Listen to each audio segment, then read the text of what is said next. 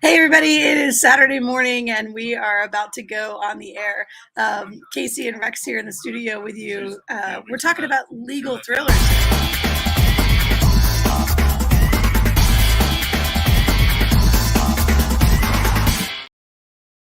It's okay. All right, so we're doing legal thrillers today. Very popular genre. Pulling from this Murdaugh trial scenario, a little bit of what we know and a little bit of what we don't, because outside of both of our genre, I don't know how much of this have you read? Well, okay.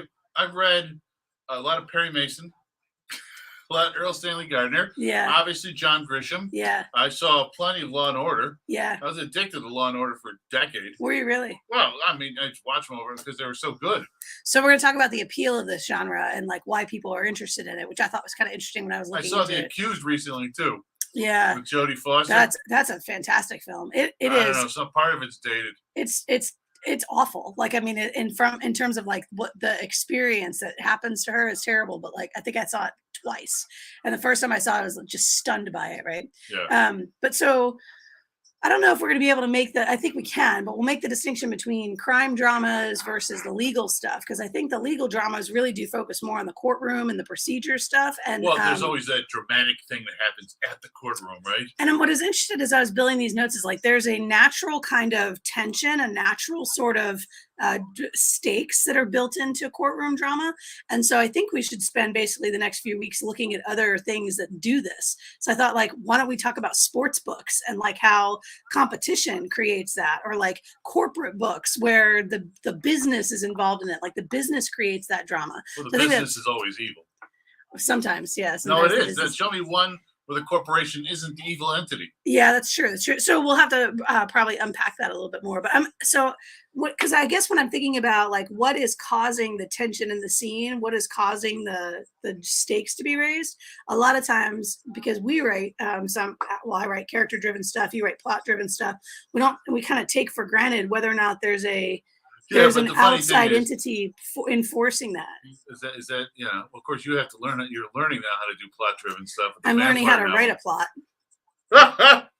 Learning how to figure out what a plot is and how does it work. All right. But that's as I'm kind of going through this effort of like, what do I need to create these kind of stakes and these pressures? Something that would be easy is a crime legal, there are laws that operate inside this world. Why not, bring the laws down to bear on this, right? It's not legal to just kill people and drink their blood. That's not a legal thing to do. That's right. Correct. So why not bring the cops in and create some tension with that piece, right? So I think this will be an interesting conversation about the legal dramas. Vampire Hunter thing. Yeah. So Rex wrote a character sketch for me for a vampire hunter, and I really liked it. I'm not taking the whole thing, but I'm taking a good bit of it. Oh, okay. But I did kind of have a sense of like who this person is and what they've experienced. So yeah. So now I've got not really a hunter, but a DEA agent that's sort of on the trail. And I was able to build that in that makes Drift a more important character, because Drift is the guy that this guy witnessed. Right. So the DEA agent has eyeballs on Drift. He knows who Drift is and he knows he's a murderer. And so he's kind of chasing him down based on just Drift being in the group. So once they can kill Drift, then that sort of frees them from the haunt of the DEA agent. But then you said in the Byron half, I have to have sort of an equal character. That's Polidori. So trying to figure out like how does what is shadow self? But that shadow self doesn't always have to be equal. He has to appear to be on that same footing, but it can go in a different way. It could almost be a foil for the DEA character. Because in the Polidori case, when we get to Byron, Blue thinks that Polidori is this DEA kind of character where he's trying to investigate them and catch them in like an aha moment, right? But actually, Polidori's known the whole time because he's known Blue for a very long time. So that creates the sort of flip there when we figure out that Polidori actually has known all this all the time. So anyway, all the vampire novel rewrites, been excited about those, spent about 4 hours on it again on Thursday. So really hopefully putting in the work. But then the other thing I want to talk about when we get on the air is we watched Tick, Tick, Boom last night. And Tick, Tick, Boom is Jonathan Larson's second musical. Jonathan Larson wrote Rent.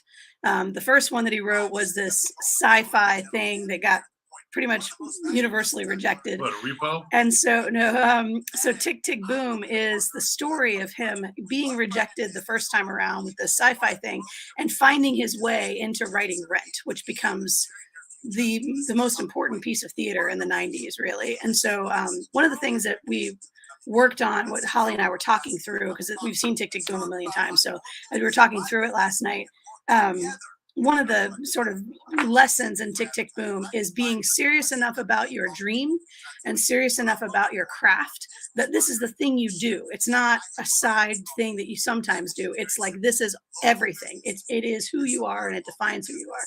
And so kind of interested in that approach too, because you and I have been like, writing is who we are, but we haven't had the luxury of just being that. And so I'm kind of interested to have a little bit of conversation around that too, Sure. in terms of can you afford to put everything else aside and just do this? So anyway, thank you for supporting the show. As you know, this is part of our side hustle scenario, our gig economy work. And thank you to all of you who were part of our our film festival on Friday. We did have some SCWA members that came out to the film event on Friday. It was really cool to get to see them there. A little bit out of context for me, like when they were talking to me, I was like, why are you here? But I remember that I had shared it with our SCWA folks, and some of them had come and participated. So we had a really good event there.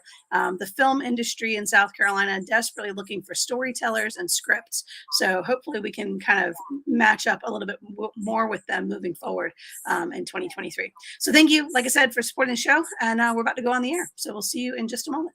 Thanks.